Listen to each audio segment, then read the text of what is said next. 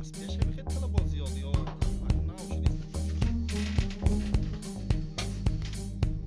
روغن می‌انزیم جونش بر شکر شیر می‌انزیم من فرزندم و اویلم کدی نیوره هم من حاضر این کارم سر کردم 35 سال شد 35 سال شد من موقع اول خودم و من بچه ها مایده بود اویلم کدی هردم نو خمیر میکردن بو وای میکردیم راست میکردیم سونی من خودم تنربه نو میپختم اول من خودم میپختم نونه سونی من فرزنده و یار دادی من اینو کدی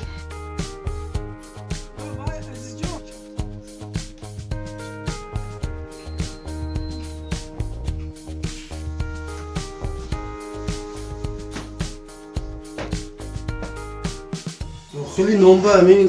یک کمینش آرد میاندازیم اپرافتی خمیر میکنم آرد آب بعد روغنی رستنی شکر نمک بعد اخیران دروژ میاندازیم بعد خمیر میکنم مبین یک ساعت دو ساعت خمیر ما تیار میشه بعد زور گفتم بعد صبح کردم این